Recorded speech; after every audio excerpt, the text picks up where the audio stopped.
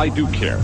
I really do. I don't care if you care. I'm in the zone, buddy. J Nav Tally and them radius speakers. GOAE radius speakers. Yeah, ain't nobody touching us. We play possum for the win. Got a false finish for the 100th time. Kicking out of every finish. Even my own with one wing angels. Go hard, got star spangled like her angle. Got him in ankle locks. I'm not on perk. I'm at my peak like the mountaintop. Gotta give a mountain drops. I'm Undertaker if he gave vertebrae. Cause like Gregory Helms, I got that green on me. Hit the verse, man, they thought he's corny. But I'm back with the money in the bank, I'm finna cash in. Hit the verse back, man, you never see me lacking. I feel like Hulk Hogan got creative control. It's not gonna work for me, so we not putting you over. I'm finna keep the belt like Reigns for 3 years. I'm finna go back, I seen them shed tears. Made a heel turn and I never look back, I got the bag.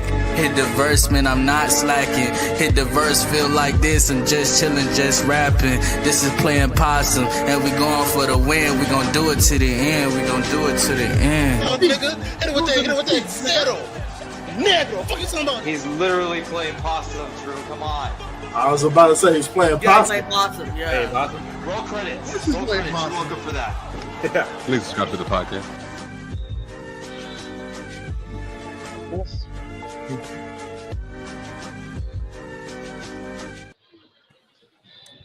They said it couldn't be done.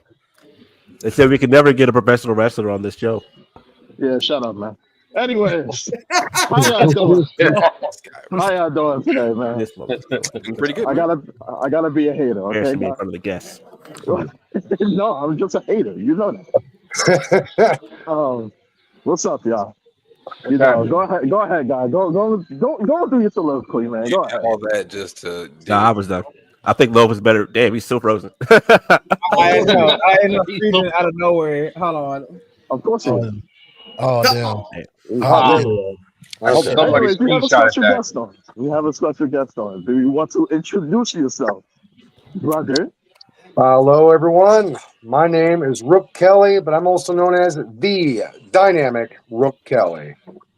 How are you doing? Turn it all the way down. We are doing very good. We are well. We are well. Thank you. There you go. Thank you so much for coming on today. First and foremost, thank you guys for inviting me on here. It's a privilege for me to be here, and I'm really honored to be here. Like I said, thank you so much for coming on the podcast. There you go. I'm back.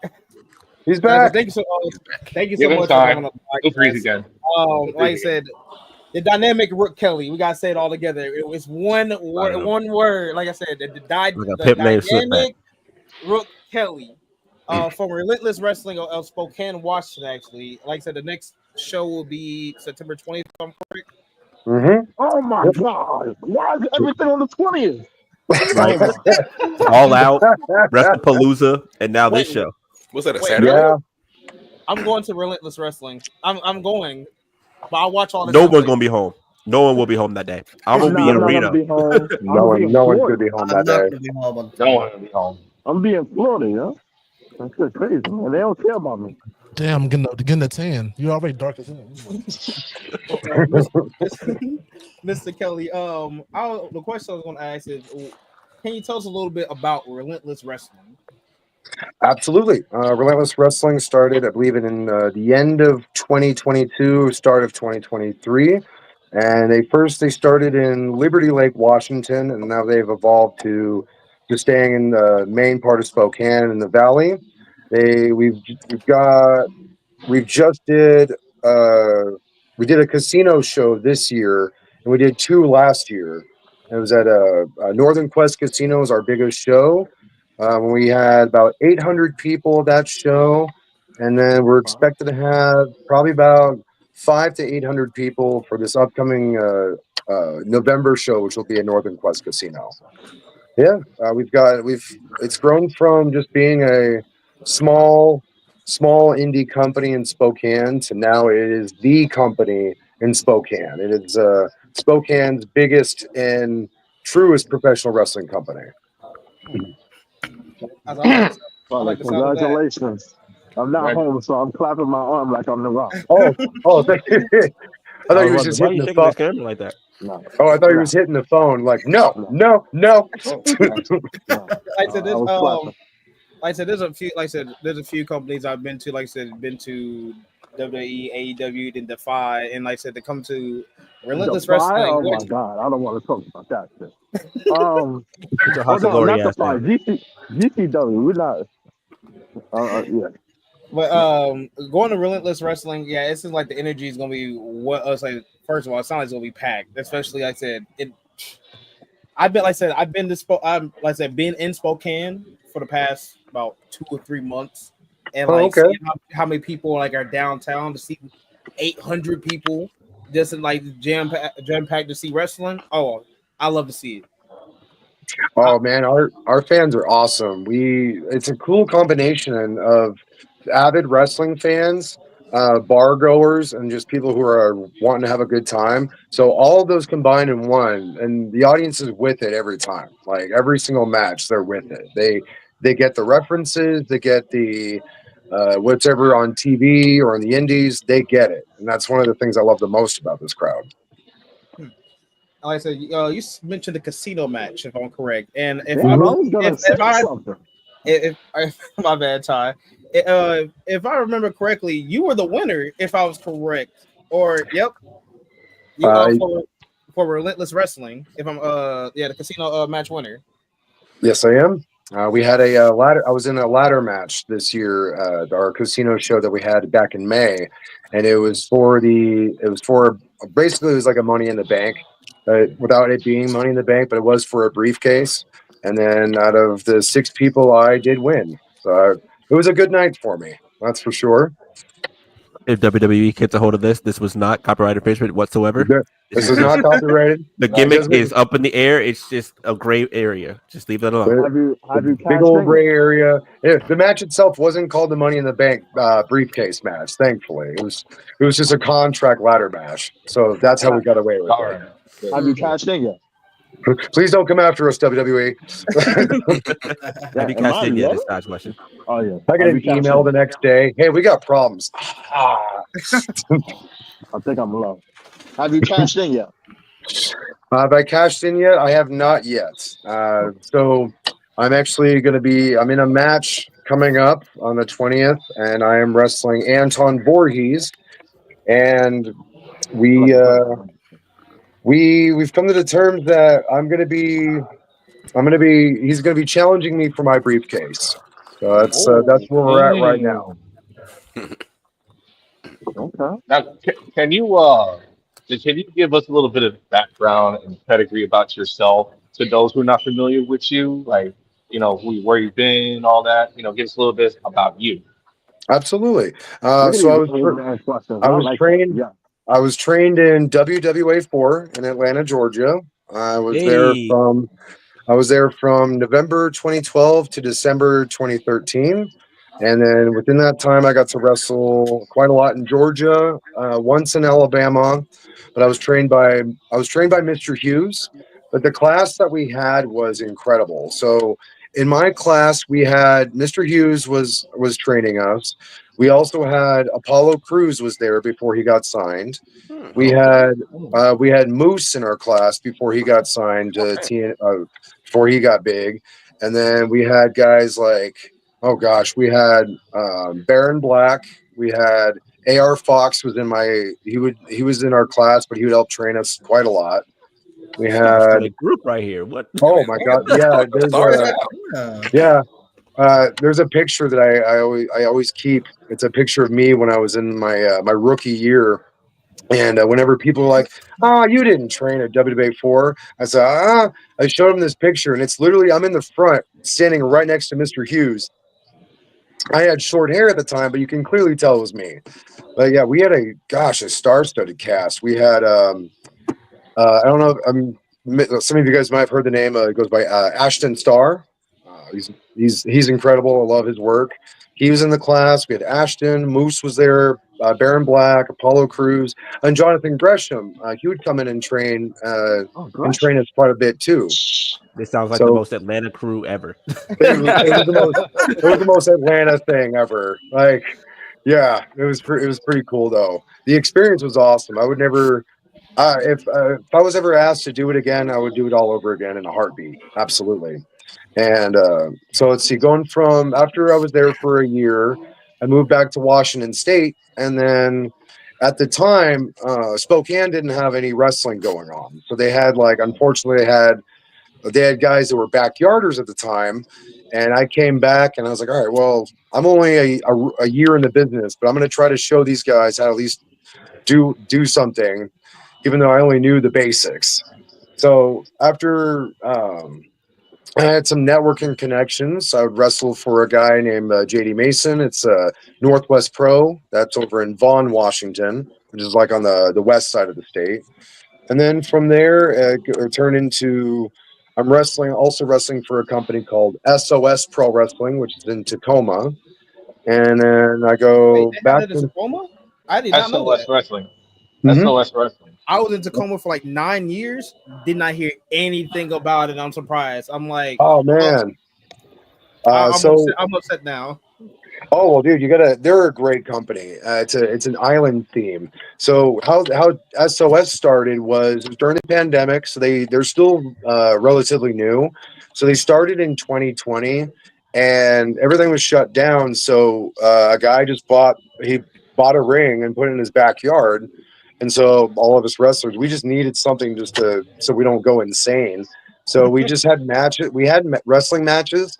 But we at the time it was dubbed cinematic wrestling. So we'd have wrestling matches, but he'd do little clips of animals looking at the camera, so it looked like we were wrestling in front of island creatures basically. Some guy would do a big body slam, and then it would pan to monkeys looking at the camera ooh, it was pretty cool. It was pretty cool. So hold on. So they were paying to the Los and the Jariahs of the world, right? Yeah. I knew that was coming. I was waiting for one of those three to say something. I feel like you had that in the chamber. You were waiting to say that one. I definitely did. I was waiting. We had a meetup. We had a meetup in Atlanta to see each other in person, and like I said, I'll say that that was a movie. It felt like being in a movie. It was interesting. It was interesting. Culture shock for me. So Spokane's a big city for Washington, but compared to Atlanta, it's small. I didn't realize how big Atlanta was until I got there, and they're like, "Dude, this is a city of millions, not just several 100,000. This is millions of people." I'm like, "Oh," and to describe what the culture shock was like, in Spokane, we had one strip club in the entire city. Where I was living, one in the entire city of Spokane. Were they at least good strippers? No. It's Spokane, Straight up, no. Sugar on me strippers. The one strip club in Spokane, yeah, the strippers were not that good looking. So the area of Atlanta that I was living had 5 strip clubs on that block. That was a culture shock. What's that? You was living on the west side, weren't you? In Atlanta? Yeah. Fulton County. I currently live in Atlanta. Yeah. Fulton County? Well, I currently live in Atlanta, so I'm trying to figure out where it would mostly be. It was actually, it sounds like Buckhead. It was in Fulton County. Yeah, that's most of the city. Right next to, yeah. And then of course, sure enough, the wrestling school, WWA 4. One thing I learned quickly, and I don't mean any disrespect when I say this, but so it's located on Martin Luther King Boulevard. I didn't know. We already know the stereotype. Okay. We know. Okay. I appreciate you being on my side, but I didn't know that. So I'm of the Caucasian variety going into Fulton County, and they tell me, "Oh yeah, you're going to Fulton County. Okay, that's not bad. Whereabouts? Martin Luther King. Ooh, good luck with that, kid." I'm like, "What do you mean? You'll see." Like, okay. That was a setup. Yeah, it was a setup. Hold on.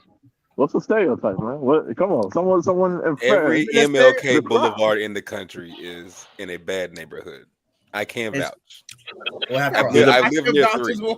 I live near one around the corner. I mean, that's not wrong. I also live one nearby, Houston. But why would like the name Martin Luther King that should be named with reverence and positivity? Why is it that any street or boulevard is not a good part of town? That is not fair. Like it's the city planners equivalent of here, nigga, damn. Other stuff. It's a long story, but we'll just move on for right now. I didn't even hear what I said. I said it's the city planners version of here, nigga, damn. No, I heard. I heard. I was just like, nope. I'm gonna keep my quiet on that one. I have a question for you. What's up? Actually, 2 questions. So, the name Rook Kelly, is that like your government name, or is that a reference to the chess piece? So this is actually one of my favorite stories. That is my birth given name. Yeah. My first name is legit Rook, and my last name is Kelly. My dad, when he was in the Navy, he met a fellow who happened to be named Rook, and they hit it off. They were really good friends, so he named me after him. And then, so it's ironic though when people ask me, "Oh, were your parents chess fans?" Not in the least. Not even. Not even. Ask if you had some brothers named Pons or.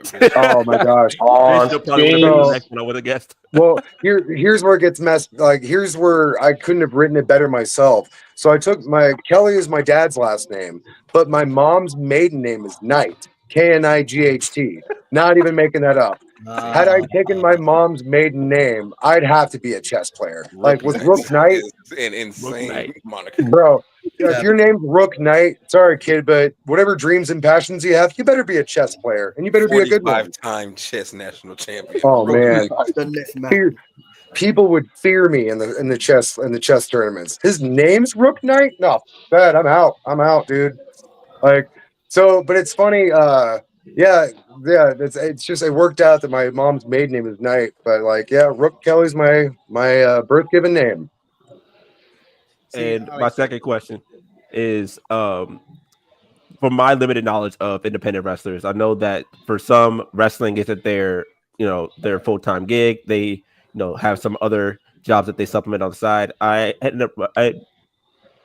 somehow ended up running into Professor Payne at a Deep South Wrestling. I'm with the Bad Blood last year, and he said he's a school teacher on the regular. That's 9 to 5, and he does this on the weekend. My question to you is this your full-time gig, or do you have have a day job? Or so I technically have I have a side business which I do artwork. So I do commissions.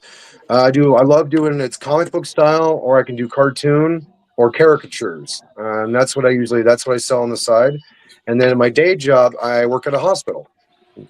Oh, nurses too. All right, Mr. Nurse down there. I know what a trip. I body slam people and then work at a hospital. I was literally about to say that. He's fucking people up and healing people. Like infinite money glitch.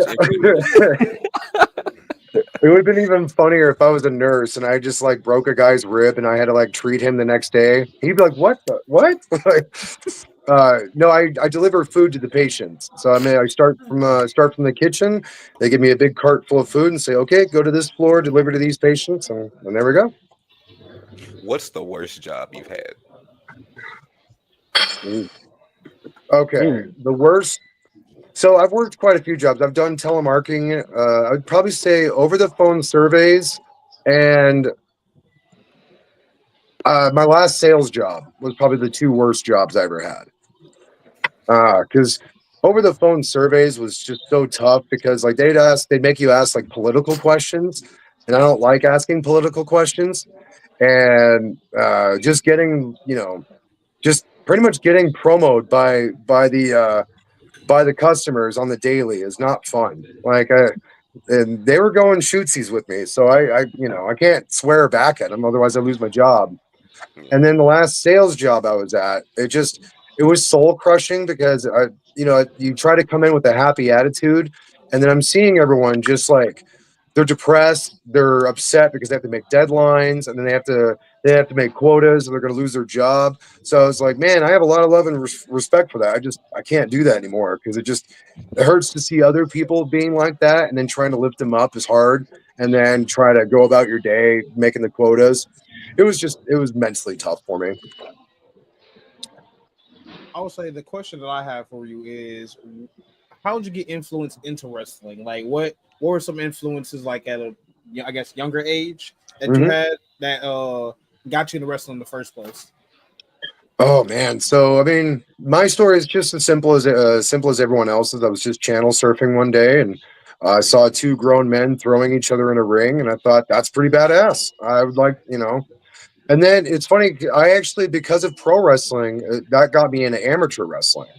And the first day, I was in 5th grade, and I remember the very first day, I was all excited. They're like, "Okay, kids, just want to tell you, this isn't that stuff you see on TV." And he was like, very like, as a matter of fact about it. But it didn't stop me. I was like, all right, cool. I still like wrestling now. So because of pro wrestling, I did amateur wrestling all through half of grade school and all the way through high school. And then let's see, one of the things that helped influence me, believe it or not, was actually Jean-Claude Van Damme movies. That was some of the earliest influences I've actually wanted me to like. I think I could do either something like that or how that relates to wrestling. But I'd watch the good ones and all the bad ones too, like especially the bad ones. Just because I was such a big fan, stuff like that got me into wrestling. And then Mortal Kombat actually is one of the emphasis of the basis of my character. Okay. So could you describe your character for us a little bit? I am an 80s, 90s action movie star. I'm not an A-lister. I'm a D-lister, and the D stands for dynamic. I star in my own movies. I star in my own movies. I write my own movies. I pretty much direct my own movies. My character is basically Johnny Cage, like the action star version of Johnny Cage. That's actually Jean-Claude Van Damme. Jean-Claude and Johnny Cage are like those two together. That's what my character is. And then sure enough, I don't know if you can tell by the haircut, but Rob Van Dam was one of my biggest influences. I was going to ask, did the ponytail have any influence on? Oh, dude. Yeah. I was actually working in when I was a rookie in Atlanta. I was working at a place called Publix, and this like big grocery. This big grocery chain down there, and they're all about image friendly, and like they're like, oh, we can't have guys have long hair, which was kind of weird, and we can't have guys have beards. I'm like, why? So like the last month I was there, I was like, that's it. So grew this out, and they're like, are you gonna shave that soon? I'm like, no, I'm not. And then I just started growing my hair out, and they're like, hey, well, we noticed your hair is getting kind of long. You think about cutting it or having it back? I'm like, no, I'm not. And then from there, I just kept growing it and growing it. And I always loved RVD's hairstyle. So I was like, that's going to be my look. I think that's what I'm going to go with. But yeah, I've gotten so many times ever since I grew it out. Hey, do you know who you look like? Let me guess. Rob Van Dam. They're like, yeah, how'd you know? I was like, lucky guess. I can't see it now. That's the first thing I saw when it popped on the screen. It's the voice too a little bit too. Yeah, it's probably a little bit the deep stoner sounding voice. Yeah. I'm looking my question on. Fuck you, talking about love. Speaking of movies, so I was doing some research, and I was looking on IMDb, and it actually said that you actually been in a movie before. I have, yes. It's called Waldo the Dog. Mm-hmm. It is a. That was So when I was living in San Diego at the time, I needed a gig. And this is before I went to Atlanta for pro wrestling. I needed a gig. I just needed something to do creatively. I literally looked on I think it was like a Craigslist ad or like some sort of ad listing. This guy was doing an indie film and it needed an actor. And I didn't really have acting experience, but I said, I BS and said, yeah, sure, I got acting experience. No, I don't. But I was the second guy he looked at after all of the guys like that sent him resumes. I was the second guy he looked at, and then he picked me. And so the movie is, yeah, it's bizarre. I just looked at the trailer. Are you're the man in the mask getting dunked by everybody? My God. Oh, shit. Hey, that's prime screen time. He got most of the trailer. Come on. It has good reviews. That's the thing. That's a good thing. I was like, who is this dude? I was like, pop. I was like, scroll down stars. Wait a second, you the first name? Oh, that's you with the mask. That was me. So, man, it was so the movie it's a bizarre. It's really bizarre. It's really kind of hard to describe. I guess the summarization is like a guy screws up really big in life, does something really horrific, and then his mental state goes really bad that he like thinks he's a dog and he treats himself like a beaten dog basically. So like he transforms mentally and kind of physically in a way into this alternate version of himself. And so he suppressed all his feelings and all this stuff. So he did this horrible thing. So he wants people to he feels like he needs to be punished all the time. So that's why he'll go into the streets and then he had people punch him for $1 or verbally abuse him for $1. And then it's a bizarre story, and I starred in it, and I was creeped out by it. So that should tell you something. Hold up, a movie about people punching a dog for money. This dude does it for free. I don't punch my dog. I do not punch my dog. The other side. He is safe. No. Yeah, it was an experience for sure. The term is called guerrilla film style, where it's everyone at the UN counter with the camera, they don't know it's a movie, so their reaction is just like, what the fuck is going on? So there's a lot of times we had to walk down like in parts of like San Diego where I'm wearing this really hot rubbery dog mask, and I'm kind of like, thank God that people can't see my facial expressions or my face in general, but I was embarrassed every day, and it was tough. It was tough because it's guerrilla filming. Like, what does he have on? What is he doing? Right? Yeah. I remember the one scene that always gets me is that, like, because again with guerrilla filming, you don't tell any of the people that you're in a scene. We had to go into a Taco Bell where my character had to like get water from the fountain. I remember walking in, hearing chatter because like normal like people chatter, and then it goes quiet, and then I can feel everyone's eyeballs on me. So it's like, man, this is awkward, but I have to stay in character. Now I watched the entire movie. It's like 2 hours and some change. Wait, you watched it? Oh, he put in the work. He put in the work. I ain't gonna lie, it's 2 scenes in the movie that's fucking crazy. Yeah. So in the movie, I ain't gonna lie, if I ain't watched the movie, it's in the movie, the dog stalks this woman. Can we say stalk? It might be. What the hell are y'all talking about? I mean, that's saying it nicely, but sure, go ahead. It was 2 different times where he was looking at the woman in through the window and was being his meat. I was like, hey, yo, this is crazy. I was like, this is crazy. I was like, hey, yo.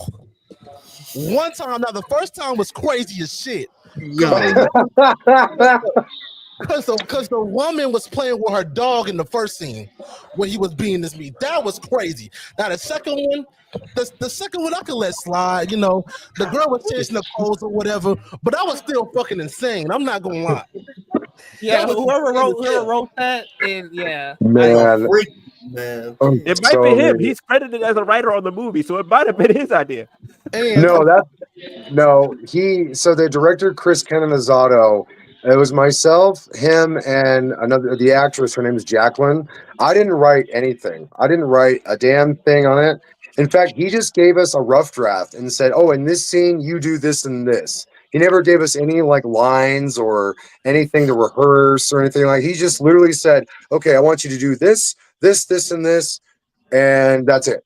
I'm like, let's okay. go down the trail of the finesse because my man got main billing. First on the call card, he got a writer's credit and he got most of the trailer. Come on now, that's a finesse of the century. And then on top of that, the guy was also in wrestling school, just injuring everybody. That shit was fucking wild.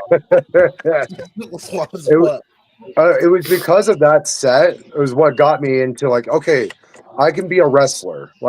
Because when we got to do, they had a training school in Escondido called SoCal Pro, and it was like a very, very tiny school. They had a wrestling ring, and then right next to it was an MMA boxing or an MMA ring. So they were sharing it with the MMA fighters and the boxers, but only one ring. And I remember I got to do training for that movie, and during the training, I was like, I could do this. I knew when I took my first bump in the in training for that movie. That's when I knew I was like, I can do this. So, and who would have? So you were Rich Holland in the movie? Oh, wow! That might be a personal friend of his. I don't even know. Oh man, no, I was not Rich Holland. I didn't break Big E by any chance. So, or nearly killed Johnny Gargano. But yeah, we're gonna move on from that. We're gonna move on. I had two questions as I was walking. Mm-hmm. Who are your 5 favorite all-time wrestlers? Okay, 5. Who are your 5 favorite current wrestlers? So, oh, great. Oh, I love this question. Okay, so number 1, obviously Rob Van Dam. He pretty much changed my life. I love Hiroki Goto. Is one of my absolute favorites from New Japan. Let's see. That can be current or in general, but I would say Hiroki, Rob Van Dam, Chris Jericho. Oh gosh, let's see. Big fan, Austin and Rock, but that's like, I kind of feel like it's so cliche nowadays to say that because everyone grew up with The Rock and Austin and probably one of the best eras of wrestling. Oh gosh, growing up, yeah, RVD, Jericho, Hiroki Goto. It would be. Well, I'll even say.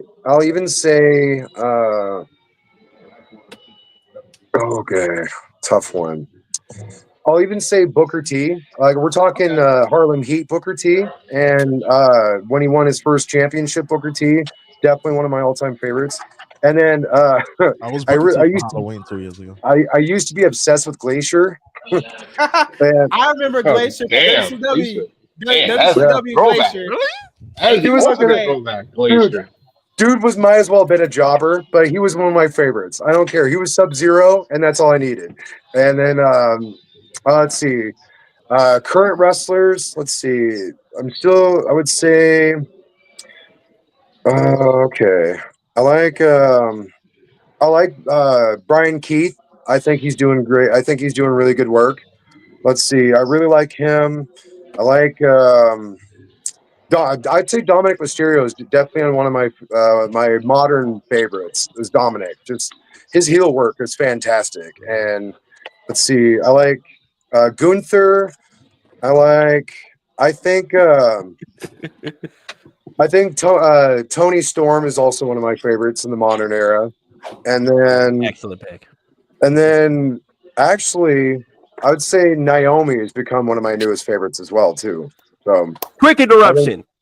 Congratulations. So Big Jimmy Jim. Slim Jim.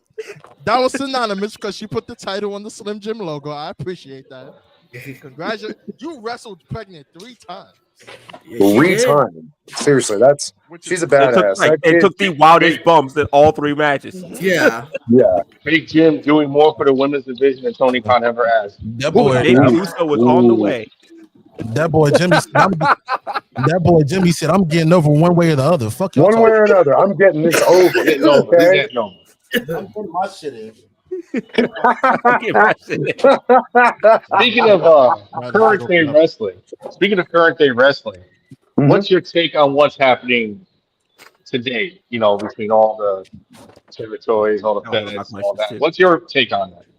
I think pro wrestling. A lot of guys will say this in every decade, but I think right now is the best time to be a pro wrestling fan and a pro wrestler, especially in today's day and age, because social media with the the rise of social media that's happened in the last 10 years.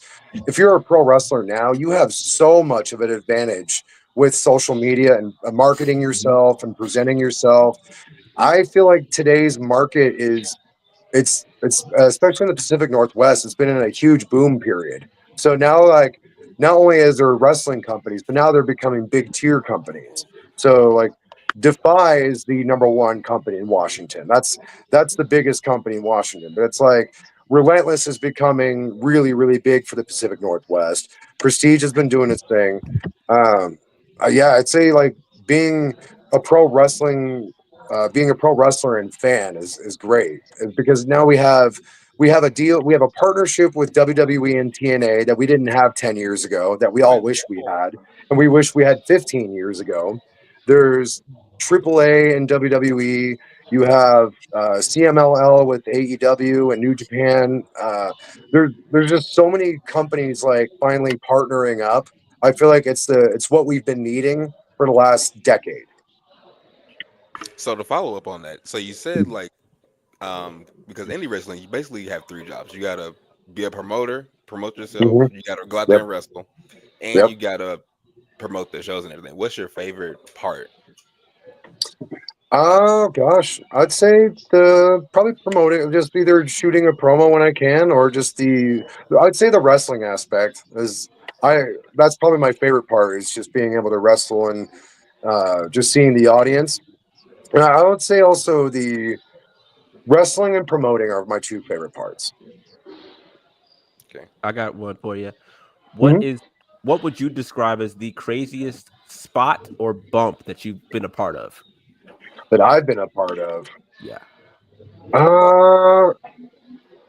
Let's see. When I wouldn't say that this was like the craziest, but this like the most recent when I was at the casino show back in May. I was there when Kita does this thing. He jumps off the ladder and does like a swanton, but it wasn't like a smooth Jeff Hardy swanton. It was like he kind of like shoulder rolled in the air and then hit the guy. Like the ladder was on top of the dude, so I was like, he got all shoulder on that, and I was like, I'm literally in the corner on the top rope waiting for him to move so I can do a splash, and then but seeing him do that, I was like, dude, that's not going to feel any good the next day. So I've seen that, and then I've seen another match I was in.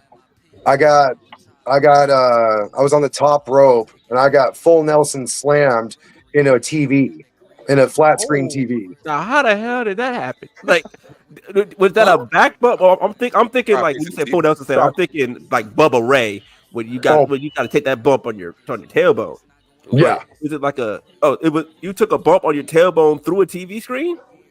Well, my back I ended up landing flat. He ended up doing like, instead of the Bubba Ray, like just a full Nelson slam, like kind of like it turned it into like a slam off that. So like a colossal with the full Nelson instead. Yeah. And then it was funny. So like I remember the bump. It stung, but I didn't think it was that bad. And then on the camera, there's a spot where there was like it was like a Christmas theme, so there was like Christmas wrappings on one of the TVs or whatever, and so there's like a piece of wrapping stuck to my back. But like the camera guy, I gotta give him props for this shot because like it's me. I'm sitting up, I'm selling, and the piece of paper falls off my back, and there's just a line of blood dripping down my back. And I'm like, that was a good shot. Like that was cool. Because you see my back, you see my sitting up, and then the wrapping falls off, and I have this like huge cut. It's just bleeding. It's not profusely, but it was like, gnarly. Okay. I asked that question because I saw you recently took a DDT onto a picnic table. Oh yeah. Like, that was actually the safe. That was surprisingly the bump was like really safe and really easy. But that was fun. Her name's she goes by Rebel Kell. She's a badass. She's 6 foot tall, and she's a tough one. It was really cool. We did a spot. We're on the picnic table, just kind of fighting back and forth, and then I tried to hit her with my ponytail, and she did a matrix dodge, like a slow mo matrix dodge, and I was like, oh, that got me 10,000 views on that. So you know what? I'll take it. I was like, the question that I had is, I would say who are your like favorite people to work with in like I guess in Relentless Wrestling or like in wrestling in general? Cause I seen like you worked with people like with Nick Wayne, you worked with Jeff Cobb as well, and I know JC Mateo, Jason Mateo, and also Jonathan Gresham himself, of course, at Relentless. I think Jonathan was there like a couple weeks ago. I think a month ago. He was supposed to be a month ago, but unfortunately, he had he had the 2 shots.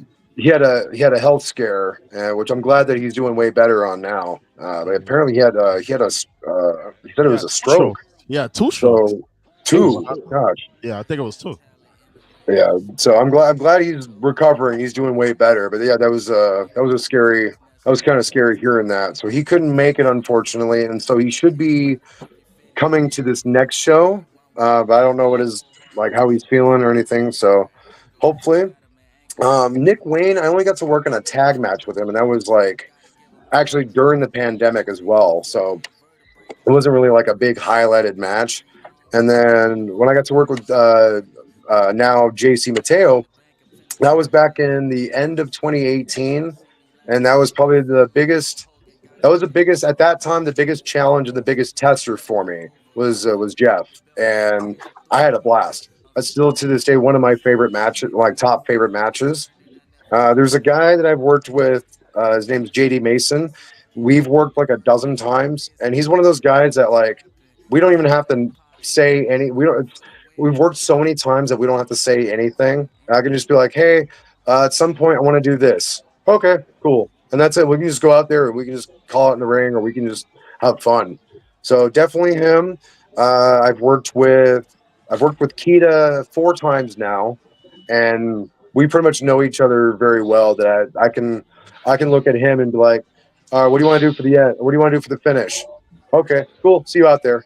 And then who else? Worked with. There's a guy over here at Relentless. His name's Chase James. We've wrestled each other also like a dozen times. Same thing. He and I can just be like, do you want to do funny or do you want to do serious? Cool. See you out there. So I'd say those are the guys that I like. I've worked that's the easiest to work with. Okay. I had a question. It just fucking flew out my head. Someone's gonna have to pick it up for me. Pick up my ball, please. I got one. I got a question. One of our own, who is currently not present, is in wrestling school herself. If you could provide any sort of advice or guidance to her, what would you say? Always go in, be a sponge, be a learning sponge. Learn as much as you possibly can. That's every inside and outside of the business. Learn how to wrestle, learn how to ref, learn as much as you possibly can, and then some. And the more you want to learn, the more you will learn, and you're only going to get better and better. And whatever any of the haters that try to like derail her dreams, don't listen to them whatsoever, because they're the ones hating their own life because someone else is achieving theirs. All right, I'll be sure to pass on the message. I gotta click that one later. I'm telling her to go. Hey, watch it like 45 minutes, like 45 minutes, like 40. A couple of 43 minute mark. A couple of news things that just came out. It is confirmed that John Cena's last match will be on December 13th. I will probably be in the building for that. I'm probably gonna cry a little bit, maybe. That too. The next Saturday night main event is on November 1st. November 1st. And ESPN has removed AEW from their professional wrestling tab. You said ESPN has removed AEW, or yes. They removed AEW on their tab, and it's the 13th. Makai, since you always want to be cutting people off, it's the 13th. Come on, Makai. Exclusively on Peacock. Exclusively. Rook, AEW had a couple of They had their shows already. It's supposed to air at 8, but I was already spoiled for one of the things. I don't know if y'all want to know, but Isla Dawn debuted on Collision. Oh, okay. And she got right on. I've always thought she was really unique. I think that it'll probably be unique, huh? I always thought she was unique. Sure, we'll go with that. I mean, she had I liked her. She has a cool look, and I feel like she'll probably be able to like really redefine herself in AEW, and I feel like she'll probably be able to be more creative with what she is and what her style is. Well, that's usually the norm. AEW has a lot more creative freedom for the characters and the wrestlers. True, but it's also a good way for people to reinvent themselves. That's what I was going for. I feel like she'll have a good opportunity to be able to reinvent herself, like and be something. Ricochet reinvented himself. I really like Ricochet now. So, what, Jariah? What you want to say, my man? What you want to say? I wasn't gonna say anything. He had the same look I did. I'm like, okay. Nah, I wasn't gonna say anything. I was just gonna say, hopefully she gets used in a meaningful way on TV and pay-per-view. That's all I was gonna say. Yeah. You know what? Yeah, I respect that. Yeah, it's like as long as I agree with that. As long as she's used in a good way that really, that can work best for her. I agree with that. What if they throw her in that toxic triangle and make it a what is it? What would be the next name? A toxic trapezoid or whatever? I don't know, man. What if they throw her toxic trapezoid? Yeah, with tequila. How do you say in there? Tequila, whatever. Tekla? You mean Tekla? I'm gonna call her tequila. Tequila. Toxic tequila. I've had that before. What was it Julia Hart? And mm-hmm. I would put her in Ring of Honor. I would put her in Ring of Honor because one, I feel like Ring of Honor has more direction for the female wrestlers. What's bigger, Ring of Honor or Defy Wrestling? Let's just keep it real, man. What's bigger, Ring of Honor or Defy? Currently. Oh, that's a good question, actually. Like, if you had said 5 years ago, Ring of Honor, Defy would have said Ring of Honor, but Defy's getting up. Defy, I dare say it's kind of like the Ring of Honor of Washington State or of the Pacific Northwest in a way. I feel like Defy's kind of built that reputation of that style. I still feel like Ring of Honor, it definitely. Gosh, how can I say this without I'm not trying to bury the product, but it kind of feels watered down. Like I feel like Ring of Honor today feels slightly watered down than what we grew up with. And I don't mean that in a overtly terrible sense. It's just it's a little different. It's we can't compare Ring of Honor now to amazing Ring of Honor 05, 07 to 2012, so it's hard to compare that, but I can see that Defy is basically kind of getting up there. He's back. I had a good question actually. If with the current state of wrestling, pro wrestling nowadays, with you have of course people like the king of the independent scene, Matt Cardona. And then you have, and then you have, the king with your Shotzi. I'll cry. No, with pro wrestling, I'll say main roster like WWE, AEW, major companies and such. Which area would you rather be in? Because I know with the major companies, you have some independent dates and stuff like that nowadays. Right. But it's kind of limited. Versus independent scene, you can have book your own appearances, have more appearances, and be everywhere. Which one would you choose? Oh, it's tough for me because obviously I mean, I'd want to be signed regardless, whichever company it'd be. It just means I'd be working with some of the best wrestlers in the world in general. I wouldn't mind having like if I was signed but still got to do indie dates or like some indies here and there. Like I know with AEW, you get like kind of a range of you can still work indie dates, but you're still mainly working AEW, but as long as it doesn't conflict with the dates or whatever. And then with WWE's partnership with AAA and NXT and TNA, I feel like there's also a lot of big opportunities with that route as well.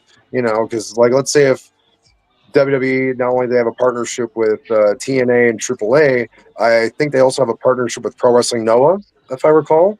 And so that's another outlet that I would look at and like, okay, yeah, I want to work with the best on the main roster, but I also want to be able to be busy all the time. So I'm getting better and better. So if that means, hey, if I'm in the main roster, but you need someone Wednesday to work with an NXT talent, or hey, we need someone to go work in Japan to represent us, I would love to be that guy. And then with if I was with AEW, then I would just like make sure to do what I can to represent them in the best light, and also keep busy everything else too. I would like to cut everybody off by saying, hold on. Clean your camera. Oh. It's his phone, by the way. It's our phone. It got worse. Damn, all you did was make it crazy. That's crazy. That's crazy. What are 5 finishes that you wouldn't want to take as a bump? Classic question. This is one of our first episodes we did. Oh man, this is good. 5 that you wouldn't, and then 5 that you would. Oh, 5 that I wouldn't, and 5 that I would. Okay. So let's see. I wouldn't. I don't think I'd really. I don't know if I'd be comfortable wanting to take the Tiger Driver 86. I think that's the one. The Will Ospreay one. I think he does. Wait. I think that one. I'd be a little nervous, or at least I would be a little concerned about that one. Let's see. It's tough because I've seen so many guys have all these like creative. Now they have to do these like acrobatic and creative finishers where it's like a pump handle turns into a body slam suplex or whatever, and then it just gets kind of like they look confusing. But as long I feel like Karrion Kross. That's literally just described Karrion Kross's finisher. Yeah, that's literally. As long as with that one, I think with that I was like, okay, just tell me I'm supposed to take it. Oh, I'm supposed to end it that way. Okay, fine. So some finishes I just like, okay, what's the end result? How do I take it? Oh, you just jump. You're just taking a back bump. Okay, cool. Oh, you're just taking this. You're just taking like a DDT bump, but it's this and this. Okay, sure. I've taken Canadian destroyers. They're not as bad as people like think. I've taken choke slams. I've taken when I wrestled Jeff Cobb, he gave me a Zangief pile driver where he did the jumping spinning one and landed me safely. But man, I didn't know he was going to do. I'm like, I can see this right now. This is straight out of Street Fighter. I mean, that's really what it is. Yeah. Isn't it the final Atomic Buster, if I'm correct? I think never take that in my life. He didn't do the backbreaker German into that, but it was really cool. I was going for a running Claymore, and he caught me mid-air, and then shifted me. He threw me upside down and caught me into a pile driver, and then jumping Zangief pile driver, and it was. Yeah. Is there video evidence of this? I need to see this one. Yes, there is. If you look up Rook Kelly versus Jeff Cobb, you'll see it. It's near the end before he gives me the tour of the island. That's the movie gives me before that. From 3, 2, 1 battle, if I'm correct. Yes, indeed. I was watching that one yesterday. I couldn't finish it because I was dealing with the kids. But I'm like, that's wild. That is. I gotta see it. I gotta rewatch the match. Highly recommend. It's still to this day one of my top favorite matches, and especially the finish too. That finish sent them in a frenzy. You were Seattle Underground Wrestling champion at that time, if I'm correct. Yes, I was. I was a Seattle Underground Wrestling champ for 6 months. I won it in. Actually, it was really cool. I won it in October 2018, and then I lost it in April. It was in which surprisingly enough was in a ladder match, and then that following that next October, I was wrestling for that title again. Yeah, that was a fun run. It was a fun championship, and I didn't even think I was going to have it for that long. And they had faith in me, so it worked out. Is that currently your only title run, or do you have other titles? I have other ones. So there's a company that I wrestle for. It's called Lucha Libre Volcanica. I've been now with them for about 3 years. And when I was a tag team with a guy who goes by Kit Calico, and we got to be the tag champions for that company, and we were tag champions for an entire year. And then unfortunately, he had suffered a heart attack, so we had to drop the titles not long after the year. So that was a bummer. God damn! I just saw I know. I just saw it. Oh, God, that was bad timing. That was bad timing. Did you see the pile driver? I just saw it. I'm sorry. I zoned out. I was looking for it. What were y'all talking about? Oh, it was championships have held. So had a heart attack. I know. That's what got me. I thought he was doing that when he heard that. I thought he was doing that when he heard about the heart attack. I tell people he gave me a Zangief pile driver, and you watch like, oh, he fucking did. He totally did. So yeah, with 3-2-1 battle, I was a Seattle Underground champion for 6 months. Lucha Libre Volcanica, I was a tag team champion for a year. And then another company was called 5cc Wrestling.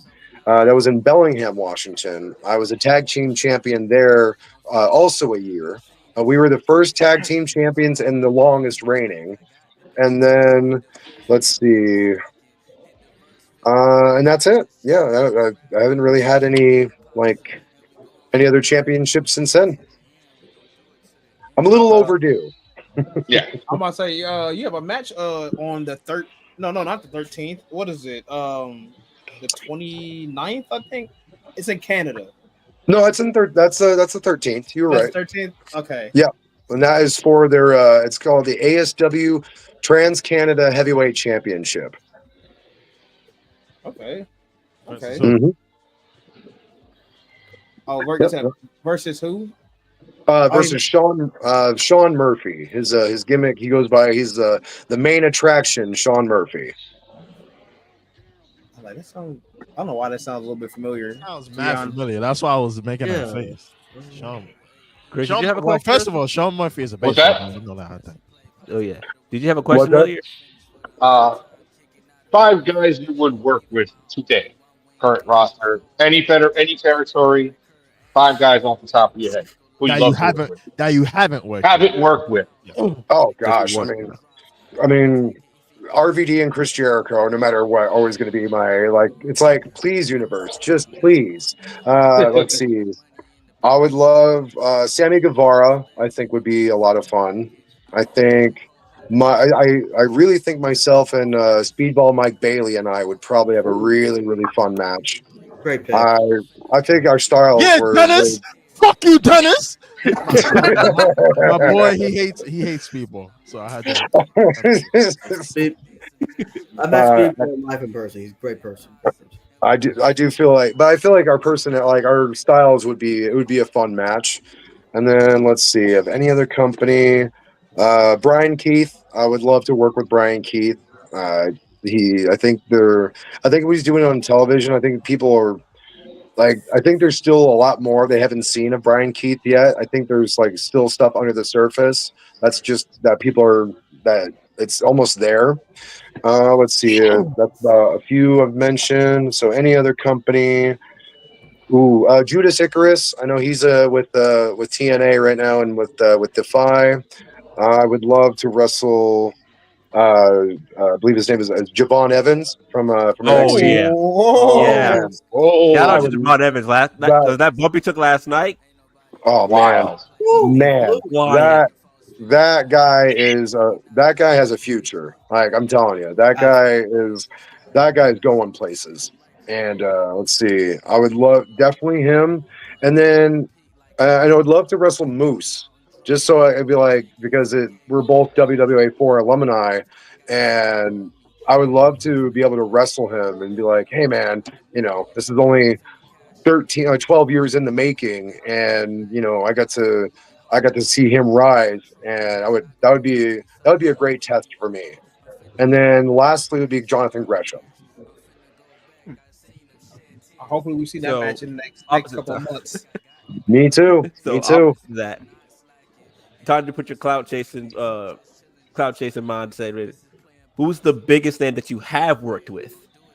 You'd be like, yeah, I work with this person right now. You should know who I am. Obviously with Jeff Cobb. I've worked with Bob Evans. I've worked with B-Boy. I've wrestled B-Boy once in a singles match, but another was a multi-man. I've wrestled, let's see, Bob Evans. I wrestled, it's a fellow who goes by the name Mike Jackson, Action Mike Jackson. He's currently, I think, 78, 79 years old. When I got to wrestle him, this was in 2013, and he was the first seminar I ever got to go to as well. Let's see. There's a guy in the Indies who goes by the name Funny Bone. He's a very, very notorious in Vegas, California, Pacific Northwest. If you ever get a chance to look him up, he's incredible. And I've gotten to work with him 2 different times. And then let's see. When I was in a tag match, myself and my buddy, he goes by Pitfall Jones. We wrestled the Bollywood Boys. So that was a fun little. That was a fun match. It wasn't bad. I see him at Defy, the Bollywood Boys. Mm-hmm. And I see you also worked with who else? Oh, Cody Chun. That was in Defy. Yeah, I got to work with him at SOS. We was at an outside show. That was a dream of mine for a while, actually, because there's a lot of Pacific Northwest guys that are trained by Buddy Wayne, and they're like an elite group of their own for the Pacific Northwest. So getting to wrestle Cody Chun was like, okay, I can hang with these guys. So that was fun for both of us, actually.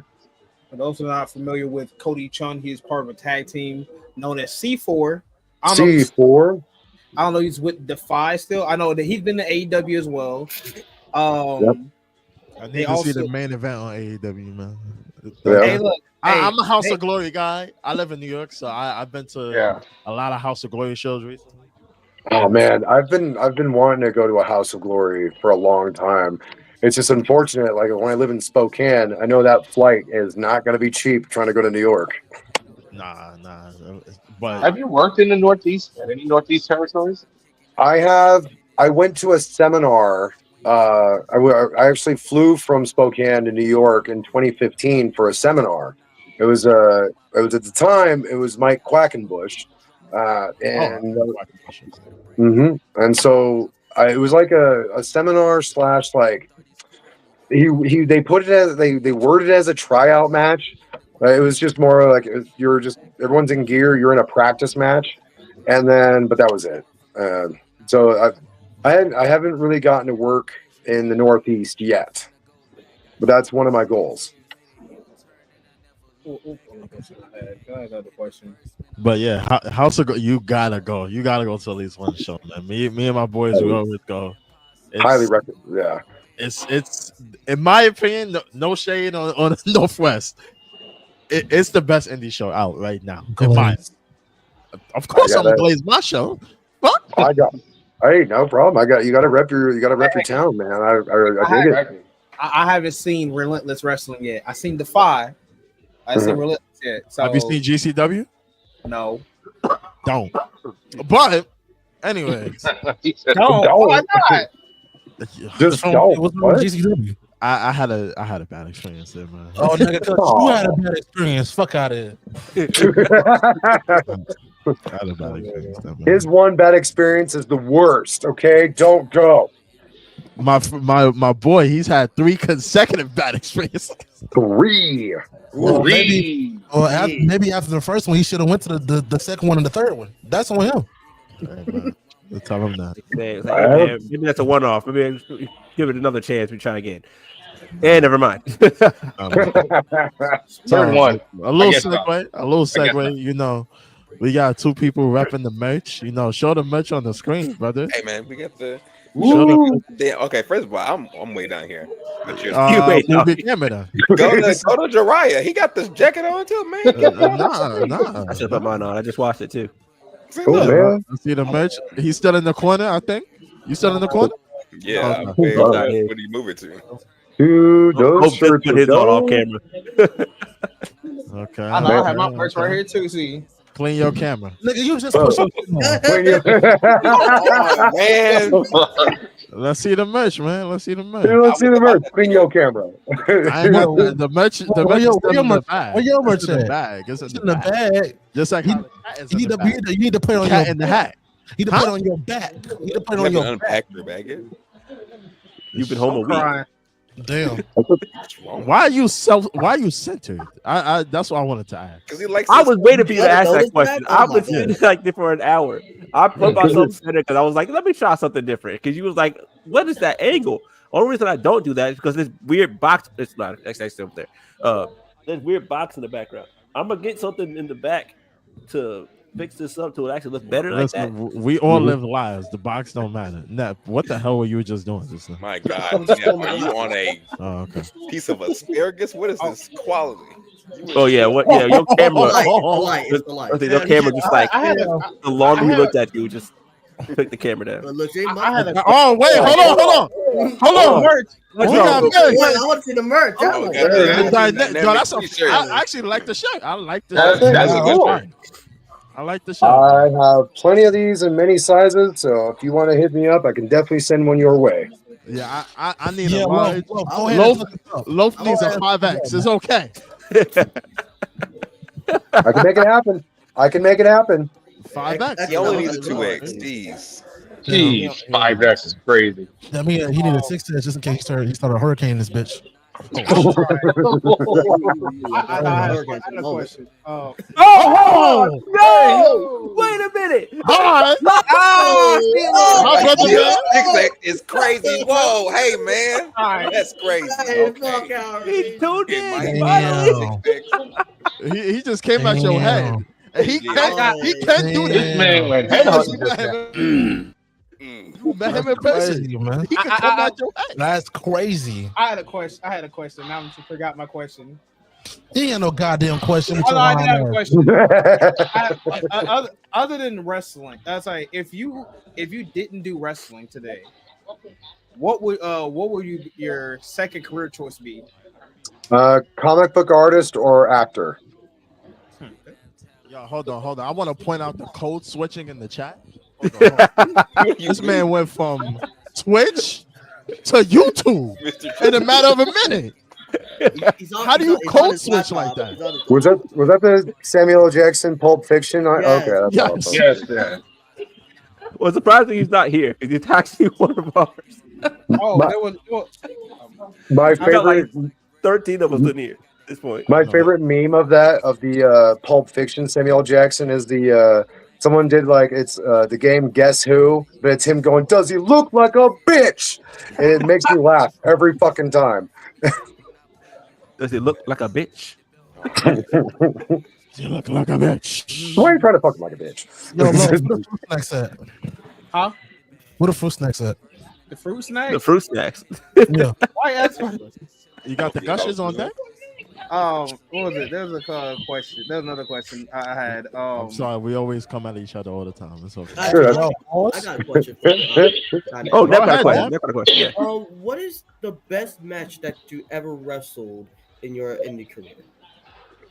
So it would probably be let's see, the top ones would be Jeff Cobb, and then I wrestled Vinny Massaro last year, and I really loved that match. I thought we had really good chemistry, and really just the storytelling was really fun. Jeff Cobb, obviously, just because like just everything that we did in that match was on point. And then let's see, wrestling. Wrestling Bob Evans 2017 was pretty cool because that was the company's first tester for me. They're like, okay, we feel like this guy can hang. Let's see what he's like with his first name. And then I got to Wrestling Bob Evans. He had a seminar before that show, I think like a month or two before that show, and I went to that. And then when I got to wrestle him, I did pretty much everything that he did in that seminar, we did in that match. And so it was really like he had taught us sequences and really cool spots. And then let's see, probably getting to wrestle, Vinny Massaro, and probably getting to wrestle Kita. And then finally getting to wrestle Anton in a one-on-one is going to be a lot of fun. The question I had, other than the dynamic Rook Kelly, what's your favorite match of all time? Oh, regardless, damn. regardless of company, what's your favorite match of all time? Ooh, regardless of company, my favorite match of all time. That's a good question, man. I've always I can watch Bret Hart British Bulldog SummerSlam anytime and never be bored. I'll always watch that. This might be a little controversial, but Benoit, Kurt Angle, Royal Rumble 03, that's still real raps. Separating the art, the artist from the person, or the art from the person. That match is just you can study that match nowadays. You can use a lot of that match, and it still works. That match is like that match, and then Kurt Angle, Shawn Michaels, WrestleMania 21, it gets me. And then anytime I watch Shawn Michaels, Ric Flair, WrestleMania, if I watch it all the way through, I cry every single time. Every time. Sorry. I love you. I'm sorry. I love you. Boom. The second he's getting there and Ric Flair's like, I still got it, man. I'm like, oh, it gets me every time. And then let's see, the Cody Rhodes Dustin Rhodes match when they were like either when AEW had just started. I think it was Double or Nothing. Yeah, I believe it was Double or Nothing, and that match was like that's a pro wrestler's dream right there, is to have that kind of emotion like that. I would say those are probably my favorite matches from any company. So do anybody else want to give out their favorite wrestling matches and see how it stands up against these? Because that's a pretty tough list to go against. Say any of y'all. Don't be scared. I mean, I'll say Undertaker and Shawn. That's touche. That's you a bandwagon nigga. Fuck out of here. No, actually, no. That. Wait, the first one or the second one? I'm gonna say more of the. I think the second one is what made me cry. 26 was better to me. Was that the all white Sean when he had it? That was 25, and then 26 was the retirement one. Yes. Yeah, that was streak versus career. Yeah. That was that match. That match I think was better than 25. I think 26 is better. So much more at stake at 26. Yeah. I got a couple. I think the triple threat at WrestleMania 39, I think it was. Oh man, Gunther, Drew, Sheamus. That was a banger. Probably one of the best triple threats I'd seen in a long time was probably that one. WrestleMania 420, the triple threat there. Yeah, that one. That one. Hunter, Sean. Damn, I cry every time at the end too. Once I know that Eddie gets in the ring, I immediately start crying. Ooh, shit. Angle, Randy, Ray. Fuck you talking about? WrestleMania 2020. No, Angle Ray. That opener was amazing. SummerSlam 2002, baby. Man, that opener was amazing. One of the greatest openers in SummerSlam history is still that match.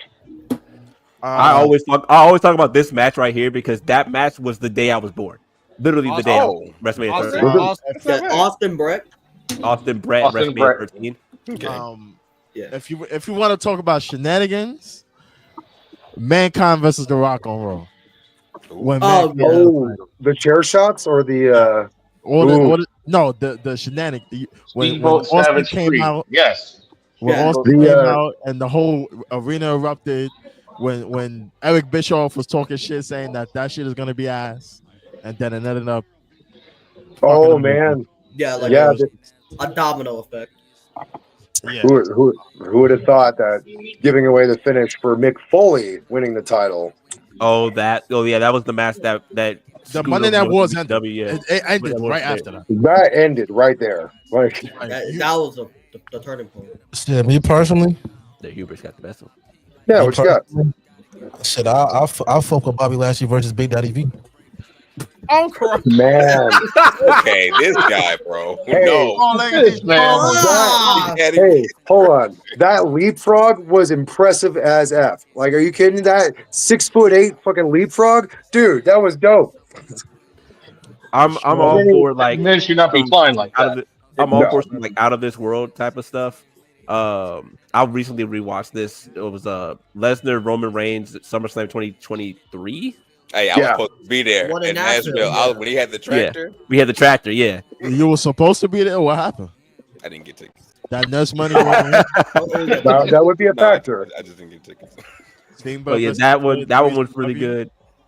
1989. Yes. In my opinion, Samoa Joe, Braun Strowman, Roman Reigns, and Brock Lesnar, that match needs to be etched into some card or something. Yeah, that match was supposed to be trash. That was what 2019, right? That was. Wait, who was in this match again? No, that was 2016. 2016 or 17. It was 2017. No, it was 2017. It was Brock who had a Universal title, Roman, Braun Strowman who was over as hell, and Samoa Joe. This motherfucker added an extra K to Brock, man. Fuck wrong with you, man? Brock? Why? Man, I really wish. I wish they had Brock and Samoa Joe for more than one match. That's what I was gonna say.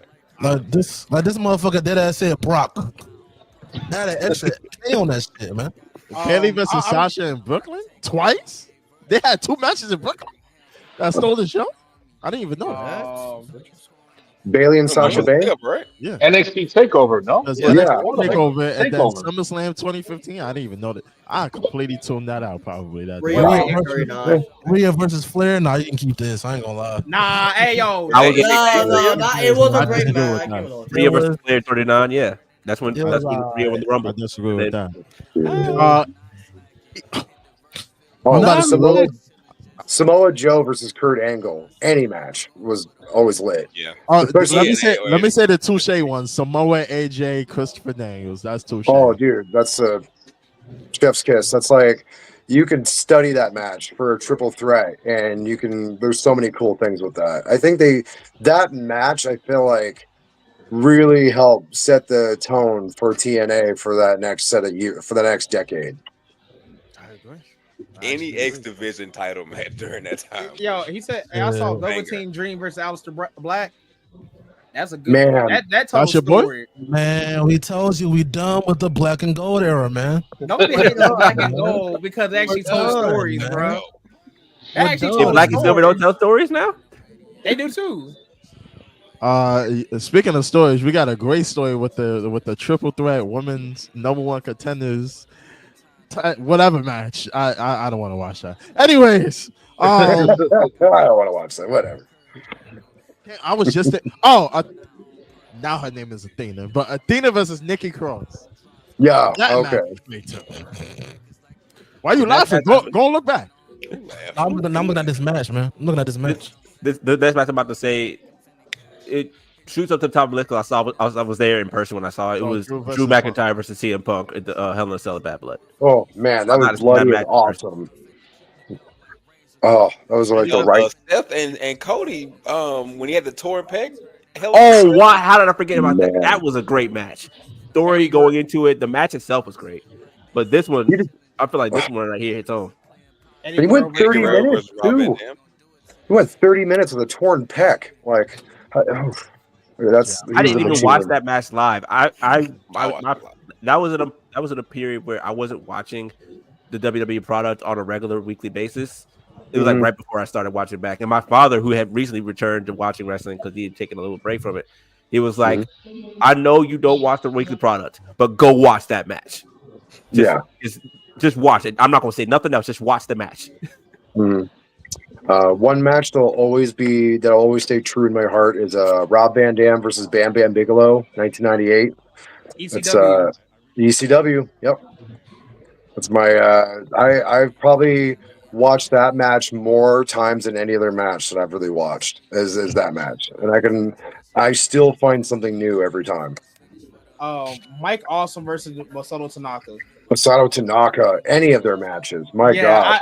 I had to go. After seeing highlights and then fully seeing ECW One Night Stand, I had to go back and watch their stuff. I'm like, I ain't gonna lie. The Mike Awesome powerbomb when he he basically folds him, flips him over. Yeah. It's like a crazy emotion. And he's not even facing the other. He's not facing towards the mat. He's facing away from the mat with a powerbomb. I'm like, Mike Awesome was underrated back then. And he was. People didn't understand that. Oh man, I was just thinking about that too, because then WCW made him like that 70s guy or whatever. He was into the big girls. I think that was his gimmick. And then I was like, man, how do you go from being the gladiator, like this brute force from ECW, all the way to being, hey, we're gonna have you in a gimmick where you're just gonna be hooking up with fat girls. It's like the fat chick thriller. There you go. The fat chick thriller, man, that could not fly today. I don't know. I don't know. Some of these gimmicks are getting right back to that spot. I mean, yeah, man. Let's see. I got another one that just came to mind. Shit, mine's gonna be Rock versus Hogan. Well, Rock versus Hogan. 18? Yeah, 18. Okay. And then JBL versus Cena at Judgment Day. That's I Quit match. JBL Umaga versus Cena. Oh my God. JBL versus Eddie. Judgment Day. Umaga versus Cena, bro. That's classic. Was that the one where Cena has the STF with the rope, with the ring rope? Yes. Yeah. That was a pretty killer finish. My favorite triple threat in ECW, it was Jerry Lynn, Tajiri, and Super Crazy. Oh, I seen that one. Like I said, I've been looking back at shout out Wrestling with regret for that one. He been putting up these stuff, wrestling bios too. Hey, shout out to the Vault too. Shout out to the Vault. Yeah. Yes. Shout out to the Vault. You've been helping me with these recently because shout out to ESPN too. Shout out to ESPN. Boy, I am buying another pay-per-view a day in my life. That's crazy. I won't tell y'all, man. If you have Verizon, I think they're actually gonna work on a deal for YouTube TV as well. Oh, work? Cause they definitely took my Hulu and my Disney Plus 2 days ago. I got real quick. I have a question for you guys. What's a match that's like an iconic match in history that you wish that you were in the front row of? That's a great question. Oh, I like that. Hold on. That's a good question. You're the question there now. Okay. All right. I gotta think about that one. Because I was there. Go around the panel. Let's go around the panel. I was there when Cody beat Roman. I wasn't in the front row, but I was there. So. Damn, I don't know because I was there. Any match in history, regardless. What's a match that you would love to have been in the front row and be like I was there for that. I'm going to start this off. Call me controversial. It's a good one. Undertaker's first loss at WrestleMania. At 30, I was just thinking that too. I was just thinking that too. I would right next to the dude that was just sitting there with the Just BS shirt on. I would have been ecstatic. Nick. Get the hell out of here. I would have been. Mania. Chisel said Benoit versus Angle WrestleMania 2000. Benoit Angle Jericho. Yeah. Oh, but yeah, Benoit Angle Jericho. Oh, damn, that would have been a cool one. Triple H Undertaker end of an era. That was one of those. That's one of my favorite matches of all time. Like I remember the moments and everything that's led up to that. The false finish when Shawn Michaels super kicked him. I would have said, I got a good one. I got a funny one too. Royal Rumble 2005. Oh, was that the quad? The tear quad? Yeah. Oh, that would have been funny. The Vince McMahon quad tear. Oh, I would specifically that spot. I would have loved to be in the front row specifically for that spot. That Like, whole double elimination that he just come out. He just. I would have loved to see storming mad too. Like, I would have loved to seen Taker versus Boss Man at Mania. When he when he hung him? Did he? When he hung him? Yeah. Oh, you're sick. He wanted to be front row to that murder. Holy gosh. I'm going to say, which TLC match had all the tag teams in it? Which one? All of them. All of them. Fuck you talking about? No. I think you're thinking of the second one. TLC Are you referring TLC to Edge and Christian, the Hardys, and the Dudleys? Talking about that match? Who are all wrestling together, as a tag team once again in 2025, which is crazy. Oh, I forgot about that. Yeah. Oh, all man. 3 teams. Mine would have been Savage and Steamboat, WrestleMania 3. That I think I would have loved it. Yeah. I think that match I would have. That match. Like, I think if I was front row to that, I'd probably like, all right, I'm good. I got one. It was TLC Eddie 3. Yeah. Guerrero versus Brock Lesnar. Oh, Eddie versus Rock the Way Out. Such a good match. Rock the way out. Such a good match. What was I gonna say? He was gonna say a black and gold one. What was it? No, not even black and gold. You was gonna say Gargano versus Ciampa. You ain't fucking slick, man. Hey, that was just, hey, in that Chicago, in the New Orleans and Chicago, the Chicago street fight. Yeah, I would definitely been there. But what was it? It was an older one. Another one for me, the '92 Royal Rumble, where Flair went from 3 to the end. Oh yeah, but That was Hogan. That was the start of Hogan's slide down from the top of the card to the mid card when he started feuding with the Sid. Yep. Survivor Series '97, if I believe so. Survivor Series. You trying to be there for the Montreal School Trip?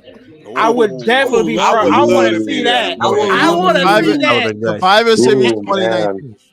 But what was the rest of the card like at the Montreal? I don't give a fuck. I would be in that match. 2019? Let me look it up. Oh, 97. 97. Survivor I've Series. never thought about 2014. that. I always think of my 97 Survivor Series only for the screw drop. I don't even remember what that card was. I think. Let Let me me see. What is on the hold on? Let me see. it Case was, match we go. While we look that up, I got 2. I got it. Survivor Series 2014, Team Cena versus the Authority. Oh, Yeah. When Dolph Ziggler with the distance. When Sting came back. And then I feel like Sting ruined that match, by the way. So Because Dolph Ziggler didn't do nothing right. And then I got right after that, nigga, I've been at the card. hold on. Before I lose it again. Fuck. I had it. I lost it. I'll come back. Yeah, it's pretty much Hogan heel turn. It's Dash to Steve the Beach Austin. '95. Dash at the Beach '95. Yep. Ill. Yeah, that would make sense. This card had Austin versus Owen Hart. This was like after he broke his fucking neck. Kane versus Mankind.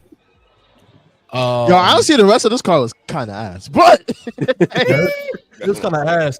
Y'all had four traditional Survivor Series matches. they were all 4-on-4 matches. What? So it was the New Age Outlaws and the Godwins versus the Headbangers and the New Blackjacks.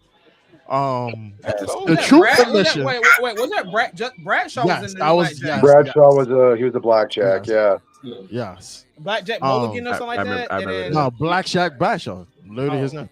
The Shout Truth out. Commission. He was with Blackjack Mulligan, wasn't he? The Truth Commission, which had Don Callis in it, by the way. Long hair Don Callis. Wow. And Morgan. Oh, I think Morgan. Yep. No, Robert Mallet, Luke Poirier, and Barry Buchanan versus the Disciples of Apocalypse, which is Crush, Chains, 8-Ball, and Skull.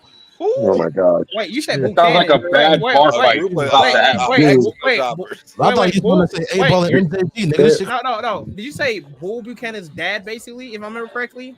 I believe. Maybe with some relation. Yeah, this shit was ass. I'm not gonna lie to you. Then I remember what the other one was. You had team. Go ahead. I just remember Money in the looking at Bank. the Disciples of Apocalypse. I'm white and I got uncomfortable looking at them. Like Biker Michael Liker. The biker Michael Liker. That's what Wrestling Bios calls him. Yeah. What? You said Money in the Bank? What? 2011. Oh, too short. 2011. Yeah. Money in the Bank. No, that's the Punk one left. Daniel Bryan won, isn't it? No, that's when Del Rio won, but Punk left with the title. They really gave a rocket shot to Del Rio. They put the they tried to make. It's not even just WWE at this point. It was TNA and then AAA. What is Del Rio do? Now the folks out of Mexico are not fucking got with the Vikingo. dirt. You got the dirt on the company, man. Apparently. Like, the Summer of Punk was later than that. But yeah, this card was ours. Team Canada, British Bulldog, Jim Neidhart, Doug Furness, and Phil LaFawn versus Vader, Goldust, Mark Mero, and Steve Blackman. Hold on, that's a team now. They lost. They lost. Oh, damn. Yeah, and lost. Wait, who lost? Wait, which team lost? Crazy. Team USA with Sable. She could have distracted them, showed them a video too. Wait. Who was the other people on the team though? On Team USA? Yeah. That was it. Yeah. Vader, Goldust, Mark Mero, and Steve Blackman. That's crazy. Versus Steve Team Blackman. Canada. Damn, you really had the freaky ass niggas on Team USA. This is crazy, man. Did Team USA win that one? No, they lost. We lost. You had Vader, you had Goldust and Steve Blackman on the same team. And Mark Mero. And about and half of Team Canada. I know who books this shit. Then you had Kane beat Mankind. And then you had Ken Shamrock, Ahmed Johnson, and the Legion of Doom beat the Nation of Domination, which had The Rock, Farouk, Kama, or should I say The Godfather, and D'Lo Brown. Wasn't that one point when they did the New Nation? Wasn't it also like Owen Hart and like How Owen Hart getting I pulled a beer in Texas. No. Because Owen Hart was a part of it. Okay. Owen Hart was good in any neighborhood. That's how good he was. He was a part of us. All right, he was invited to the cookout. He was Yo, part of Ryan, your boy Octavius said, "What's up?"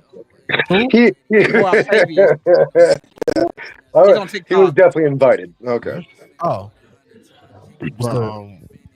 Yeah, that for me, Survivor Series 2019, just the atmosphere of having all three brands actually duke it out. Bring back, by the way. Just for NXT to get bitched out by AEW, that's crazy, man. That's sad, Yo, man. the near fall between Keith Lee and Roman was crazy. I ain't gonna lie. Oh yeah. Oh man. Now look where Keith Lee is at, man. Look where Roman's at, man. At the house, man. Roman, shit, he on TV, man. He at the house too. He's in the house. In the crib. I mean, yeah, he in the crib now. You think he ain't finna be at the dark shows and stuff like that? No. Oh, what? Hold on. Which Survivor Series? No, when Undertaker returned to go after Randy Orton. Yeah, Survivor Series 05. 2005, yeah. What was so? I got a question. This is for everybody at this point. What was your least favorite big moment that you watched live? Ooh, least favorite big moment. So that like you watched live. Yes. Ooh, that's okay. I got it. I don't have a least favorite. Well, but I do have a favorite moment that I saw a lot. Like as I watched it, it was as it was happening. My favorite moment, I got to watch it. It was when Jericho and The Rock were totally messing with Stephanie McMahon, and he dropped the line to let the boobies hit the floor. I saw that as that was happening, and I marked out a little too hard for that. She has some knockers, anyways. My least favorite AEW Wrestle Dream 20. I mean, you was in the building. Yeah, when Moxley put the plastic bag over Daniel Bryan's head. Brian Daniels thing. I saw that live and I was like, everybody was booing. I said the same thing. I'm like, you ain't Moxley, you didn't do that, bro. You could have let Brian Danielson win in Washington, bro. In Washington, we're in Tacoma, bro. Let that man win. Man. He could have poked a hole in the bag. I don't know why he didn't just the fuck a homecoming. Between that and Try to choke him with a bag. All he had to do was poke a hole. He would have been fine. But what do I know? Chris Jericho retaining the ROH championship from Mark Briscoe at Wrestle Dream. Oh, that was fun. I was like, for what? But I'm not saying that you had to be in the building. I'm saying that you watched the live. Oh, live? Yeah. You were sitting there watching the program as it was being broadcast. Like, it could be in person or watching it. I would have to say I was kind of underwhelmed with Bray Wyatt and LA Knight. The build should have been better, and the match itself should have been better than what they were their build as. You know, You weren't messing with the Mountain Dew Midnight match. The pitch black match. Yeah, that's what it is. It's black. They could have done so much without having the Mountain Dew part of it being a big part of the match. They literally could have just had the lights being funny and seeing the glow in the dark stuff on Bray, and that would have been fine. But having it being a Mountain Dew black, strung out on Mountain Dew match, like I don't know what to tell you on that. That was hard. That wasn't as great as it could have been. My touche answer is all of WWE 2019. All of 2019. Ooh. Yes, all of 2019. Kofi losing the Brock. In 7 seconds. My bad. I'm after WrestleMania. Not fair. Because the build up to WrestleMania was great all around. Yeah, I'll take it further. Goldberg being the Fiend. That shit pissed me off. That was bullcrap. I wasn't okay with Goldberg beating Ziggler either. Any Goldberg match post 2005, we were not cool. Actually, we were not. That's not fair. I was cool with 2017. Lesnar and Goldberg the second time had a better run. Yeah, I was talking with the goal with the Lesnar match. After that, Lesnar match is Survivor Series 2017. After that, no one wants to see it. After that, no one cares. For me, it got to be a boogeyman match. The what? Which one? I like the Boogeyman. Boogeyman? I don't remember. Boogeyman at WrestleMania? Match. I only remember Booker T segments. You know, I was just thinking about Boogeyman. It's like he wasn't like a great wrestler when you think about it, but he had great moments. Like there were some really great moments in wrestling that involved him, but he wasn't like.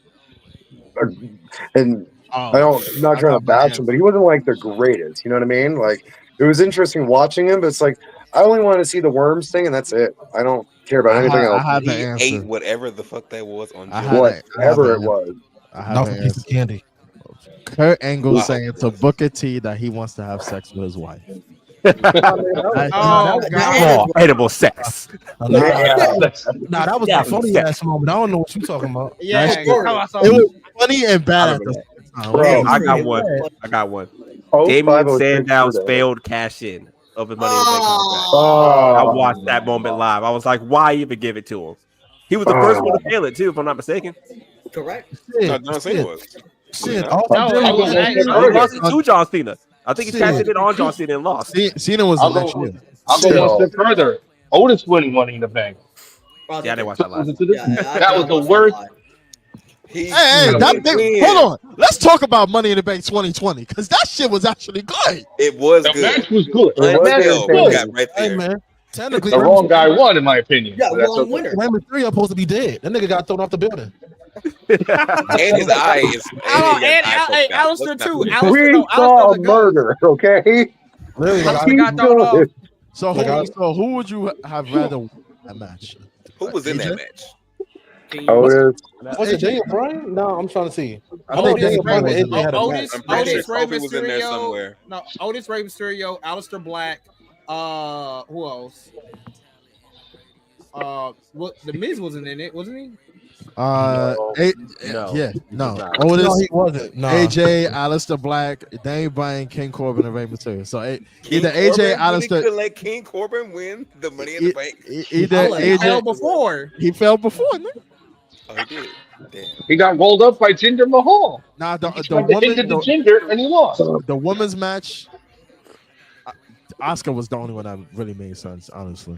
Yeah. I think Carmella, Dana Brooke, Lacey Evans, Nia Jax, Shayna Baszler was like, you wasn't messing with Shayna Baszler? After WrestleMania, no. You want? Was that when Vince held up that gold egg? You want fucking with that? No, that was like 3 years after that. Oh damn. Never mind. I know you. Ray got thrown out the same way this guy got thrown out of the first Somehow Prince Bailey. Ray's I'm career. looking on this card. I'm not trying to be disrespectful. I'm sorry, but how the hell did Bailey have a 10 minutes match with Tamina? How He did made that? it happen. Oh, man. She's Tamina, man. It's 10 minutes. It's only 10 minutes. Yeah, but I'm like, they had the longest match on the card. They didn't. Drew versus Seth was technically the longest match, but it was only under 20 minutes. Oh wow!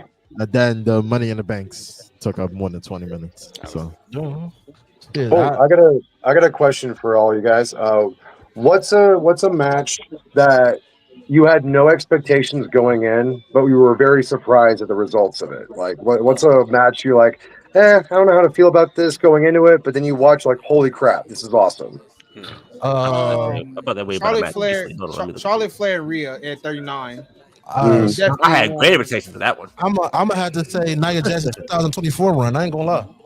He was cooking. I ain't gonna lie. Yo, let's talk about Nia Jax. Yo, ever since she came back, she's been like a top 5 wrestler in the company. Let's just keep it real. Like, if there's a woman, she's like a top 5 wrestler in the company. I was like, where the fuck this shit been at? I was like, what the hell? She's a good enough promo. She's been putting people like even though she beat Lash Legend, she put her over essentially. Yeah. It's just like she's just in this Tiffany Stratton vortex, and then she needs to get out of it. And Tiffany Stratton needs to get out of the Tiffany Stratton vortex. Kenny Omega and Jericho. To be honest, because I like, how is Jericho going to adapt to the Japan style? And in Japan? He did it before, though. Oh, was this when he just got to Japan, or when he came back? But he was already. But the thing is, he's coming from that WWE style to Japan. You talking about when he came? You talking about when he first left? No, he been there twice. Okay, well, I know what Lo trying to say. He had wrestled for Japan before, but he's talking about his second stint when he left the WWE. Okay. So, after 2017? Yeah. When he wrestled Kenny Omega the first time. They were like, I think they were feuding over I don't think it was for the Intercontinental belt. No, they were just feuding because it was Alpha. It was Alpha versus Omega. The entire card of Evolution 2 or 1? You said Evolution 2. Okay. 2. Damn, let's talk about about Evolution 2 was great. I had no expectations going into it. Let's talk about how in 2018 motherfuckers was saying that Chris Jericho was the GOAT. That's crazy as hell to me. That was crazy as hell to me. I ain't gonna lie. It changed. Now he's like not even top 15 according to motherfucker was saying Chris Jericho was the GOAT because he had many personas and he was able to switch. He was able to get with the times and still have good matches. I was like, yeah, y'all motherfuckers tweaking. I was like, ain't no fucking way I'm finna sit up here and say that Jericho was the GOAT. I'm sorry, bro. I don't think he's better than Austin. So now, depending if you listen to same person, WWE supposedly wants Jericho back, or he wants to come back. Like they're on good terms for what I know. Yeah, don't get Who? Jericho and WWE. Even though he wants to come back, even though he bashed WWE multiple times. I'm sure who hasn't bashed the company they worked for before? Ty, you did it before. Have you guys seen the match? It was Scotty 2 Hottie versus Dean Malenko. Yeah. Oh, that sounds like a very old school match. That's like 2001, but man, that match for whatever reason still holds up, and it's like surprisingly really good between those two.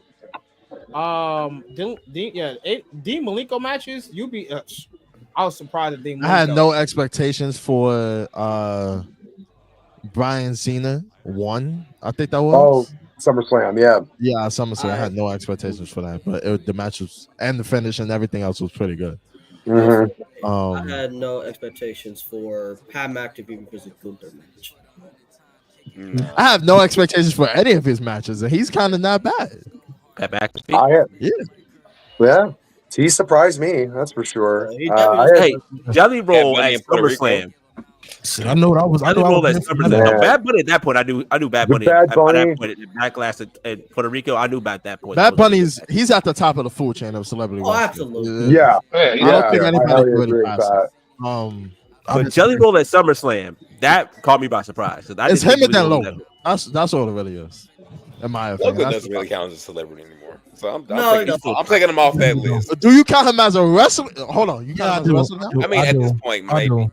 Yes. He's a full-time contract. So I mean, shit. This motherfucker is at 4 pay-per-views per year. He's a wrestler at this point.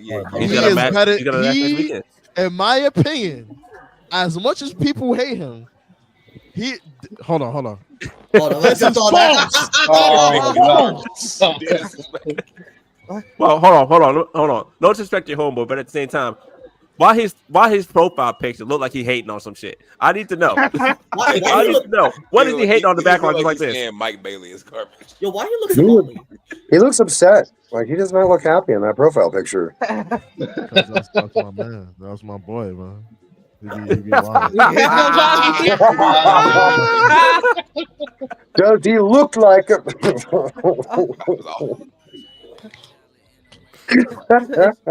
Look, we're gonna divide the room here. Sports allegiances: baseball, football, hockey. Sports allegiances? Yes. Who's your sports allegiances? Any favorite major teams? The Falcons suck. The Steelers suck. What else? The Titans. What are the Titans, my nigga? Come on, man. We had the number 1 pick in the draft last year. What's your what's your sports allegiances, bro? Oh man, I feel bad because like I don't really watch other sports. I do watch MMA, but okay. As a pro wrestler, I feel like we watch MMA to kind of take stuff that we could use in a match as well. And I just like the competition. And it's funny, like one of the other sports I watch, I was getting into was sumo wrestling. I was actually getting kind of into that. As far as like other sports, anytime I'm in front of like a TV at the gym and I'll watch sports. I'm not necessarily following. I'm just like, oh, cool, athletes, and I want to do something athletic too. That's just where my mind's at. So I feel like I'm kind of out of the loop on any other sport going on nowadays.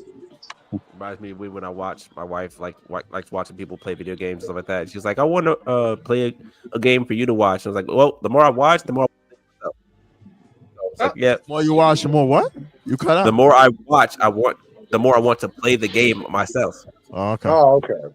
If it's a game that I know that I can play, watching someone else play through it, I'm like, okay, I just want to turn the game on myself and play through it myself. Yeah. I tried football when I was a freshman in high school, but it just wasn't a good fit. It wasn't a good fit for me. Like I'm 5'7" on a good day, and everyone else is like 6'3" and 240 pounds. And I'm just like, yeah. Welcome to the club. You 5'7" in the cut 225. I don't want to hear from you, dog. That's why I Hey, I'm only 5'7", 190, so that's different. I thought Rampage Jackson was walking up on me when this nigga pulled up, man. 225, man. You 225 with a 98% muscle, nigga. Like, come on. That's not true. I'm pretty good in most of the weekend. I'm gonna ask: are there any current video games that you're playing right now that you are enjoying?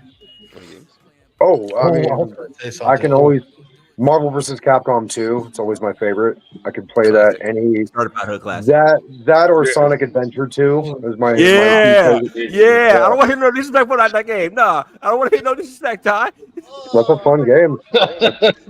I prefer the first Sonic one. Adventure 2 was good. It's not a bad game. Oh man, it's one of those games that you can I could play all the way through, get all the achievements, and then erase it, and then start all over, and still be fine with that. That's probably the only game I can do that with. And then let's see, Marvel vs. Capcom 2. I didn't care for Ultimate as much, but I love 2. And then I'm a classics guy though. I love anything from the 90s and 2000s. Those are my games. Damn, love. I know what your favorite game to play is. Street Fighter Third Strike, actually. Yeah, it's called fucking in the hotel. Anyways, No. yeah. It's a simulator that you like to play. I'll watch Simulator. No,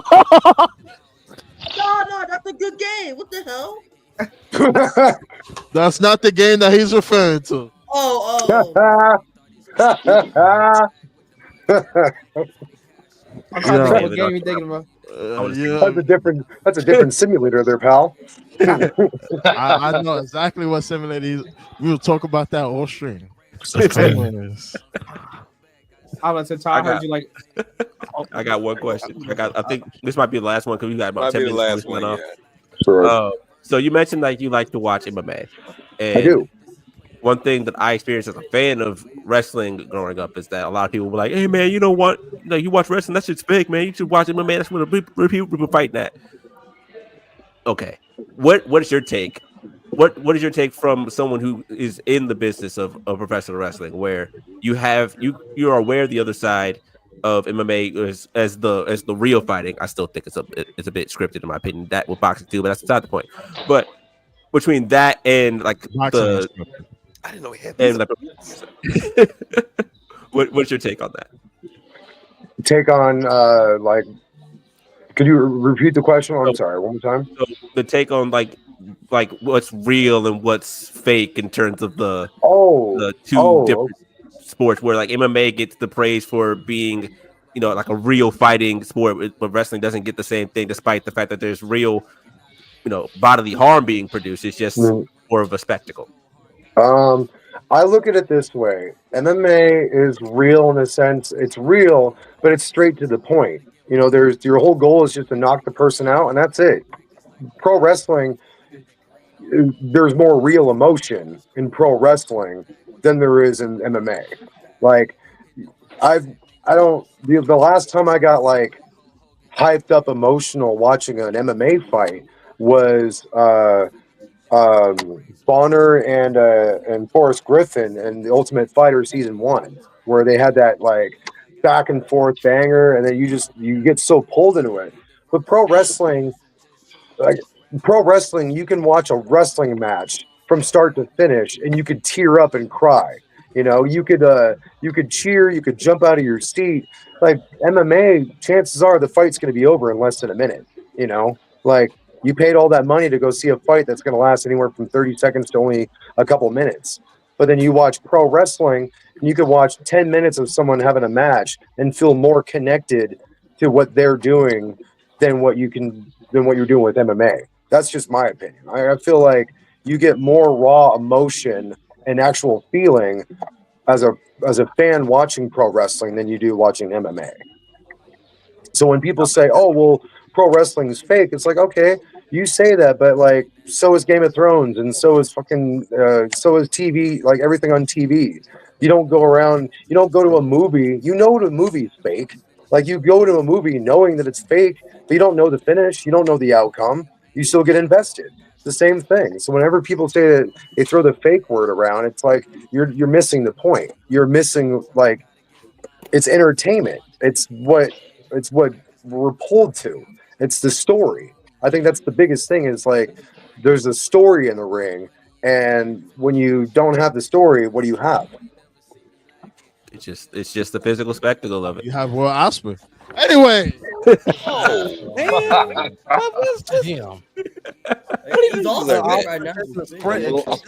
I have more time for one more question, because I just thought about this too. Nep, you brought up an interesting point about bringing back wrestling gambling, or bringing like gambling to professional wrestling. What's your take on that? I personally think it's a bad idea. I think it's a weird idea too. It's because, like, even if you don't, like, if you go and watching the match, you don't know the outcome is going to be, but you're still gambling on pro wrestling when, like, we know the outcome Anything is can predetermined. change at any moment. Right, anything can happen at any moment. So let's say if you gamble on a match, oh, well, this guy's going to beat so-and-so, and then a run-in happens, a disqualification, and then no one wins, and you just lost money. So it's like, that's kind of, I think it's silly to bet on pro wrestling. If you want to bet on any other sport, MMA, boxing, if you want to bet on racing, you can do that, sure. But like, I feel like it's kind of silly to bet on, like, That's like going into the Avengers and gambling and saying, "Oh, I bet this person's going to win or this person's going to survive Thanos." Like that doesn't make any sense. Like I just don't like. Especially when you can book something on the fly. I'm like, oh, that's what the leading bet is. Let's go ahead and screw all these people out of money and change the decision real quick, and that way no one wins, and we're good to go. Yep. We collected all this money, and everyone's injured during a match. Right. We bet for ourselves and we keep the earnings. This man is off of work. No, get out of here. Get out of here. Get out of here. Who shows up for 2 seconds, gets heat, that's it. Man, sign that guy. Sign him now. He got heat for 2 seconds, didn't say shit. That's money right there. Whoa, boo that man. Hell no. Well, let him back on the thing. I want at least let him say hi. There we go. Right. There we go. Hey. This is the man most commenting from earlier. Yeah, he's not I got one question. Earlier we were talking about favorite, just wrestling matches, like mostly from like pay-per-views and whatnot. My question is, and it could be any year. Your camera is very close to your face. I'm walking as I'm doing this. Oh, okay. From any year, any promotion, favorite wrestling pay-per-view or PLE as a whole. Oh, I mean, actually, my top two, WrestleMania is always gonna be number one, but it's like Royal Rumble, just because like I think Royal Rumble is always tied, just because you get the rush of like, oh man, who's gonna come out at this number? Like what return are we gonna get, or what either return or debut or something at the Royal Rumble, and I feel like that is where I get the most bang for your buck is like the anticipation in the Royal Rumble. Now pause right there. What do you think about the 2-night Royal Rumble? I figured it was bound to happen. After all these years of doing Royal Rumble, and then you have a women's Royal Rumble and a men's Royal Rumble, you can only fit so much in one pay-per-view that you can easily get a burnout too. So if like you have 2 Royal Rumbles in one match, it's like, gosh, now the pay-per-view is like 4.5 hours long. That's a long ass pay-per-view. And so I think the day 2 is a good thing for everyone, because then if you have all these other storylines that you have to like to either start, finish, or whatever, doing it 2 days is probably the best bet, because in day 1 you can have the men's Royal Rumble, day 2 women's Royal Rumble, or vice versa. And I feel like it's gonna have to happen that way, because you have so many storylines and so many going on. You can't just summarize it all in just a few matches one night, like. Now, with that answer, did you feel the same way about the 2-night SummerSlam that you feel about the 2-night Rumble? Same. I mean, SummerSlam's a big, that's one of the big 4. So, and plus with as many with NXT, TNA, and WWE, and now with AAA, now you have more toys in the toy box. So it's like you want everyone to get to play with those action figures, but now you're like, okay, we can't have everyone in the same on one night. So, well, I feel like if it's only the main 4, SummerSlam, WrestleMania, Survivor Series, and WrestleMania, Royal Rumble, the main 4, I feel like it's okay. I feel like it's okay to have a 2-night for the big 4 that are. It's like those are the pay-per-views you want to like gear towards, right? Like those are the, like, even though Hell in a Cell or anything, or like Money in the Bank, those are great, amazing pay-per-views. The ones that you want the most for, like that you want to go see, is the top 4. So I feel like even with Survivor Series, we'll probably do a day 1, day 2. I feel like that's just how we evolve. It's just, we're gonna have to accept that. But we have so many wrestlers now, and so much more are going to be debuting soon. I think like the top 4, if there's a day, as long as they make sense in those matches, then yeah, do 2 days. You don't have 2 days just for the sake of having it. Right, exactly. Don't do it just for the sake of having it. Make sure those matches make sense, and then if you're going to have those matches, have it be the 2-day to fill those out. That's fair. Okay. Let me go back a bit because I actually like to mention it, but I think you kind of misinterpreted my question. I was asking just just favorite like just one specific year, one specific pay-per-view 1 year, any promotion, favorite pay-per-view, or just any PLE of all time. So just one specific one. SummerSlam 2002. SummerSlam 2002, start to finish. I can watch any given day of the year, and I will never be bored. The card on that is, oh my gosh, the open with Kurt and Rey Mysterio, you close with Brock Lesnar and The Rock. You at one point you had Undertaker and Test when they were like Test was in his peak and his prime. You had RVD and Benoit. You had what was it? I believe you had Chris Jericho versus Ric Flair, and that match was awesome. Like the whole card is just one banger after another. And then that or WrestleMania 19. Well, that's the one in Seattle, if I'm correct. Yes, it is. Yes. Did you go to that one? Unfortunately, no. I was living in San Diego at the time. I was 15, and I just moved to San Diego. And then when I found out that WrestleMania was in Seattle, I was kind of bummed about that. Oh, that is unfortunate. Well, that is all the time we have for tonight. Special Man, thanks. you guys are awesome. Thank you. Thank you. Shout out Lo for setting this up. I gotta give you flowers whenever you actually do something right. So I'm gonna go ahead and give it to you. That is true. Man, fuck out here.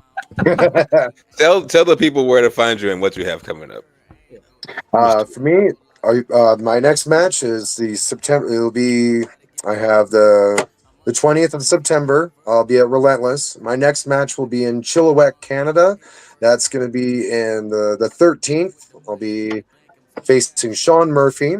You can find me on my social medias. My Instagram, Rook or Dynamic_Rook_ Kelly. Twitter, I'm on Twitter and on Facebook. Facebook, look me up. My shoot name, Rook Joseph Kelly.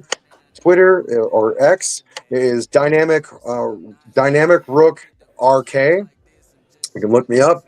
I got 13th in Chilliwack, and then also later in the month I'll be in Alberta, Canada, wrestling for Can-Am Wrestling.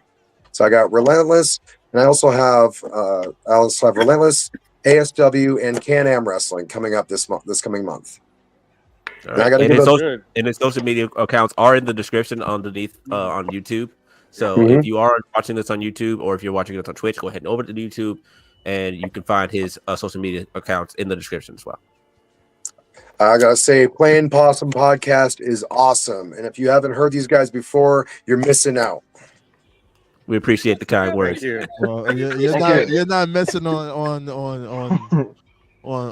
gorillas though. We got one.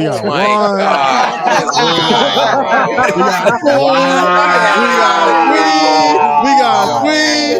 No, stop trying to hide it. Stop trying to hide it. 3. All right. Anyways, we're going to remove his This is my shit. You ain't gonna do that to me.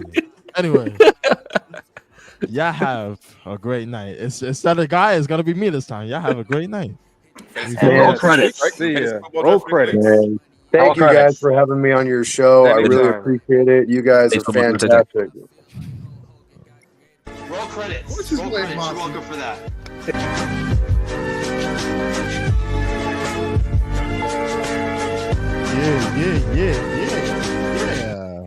Yeah.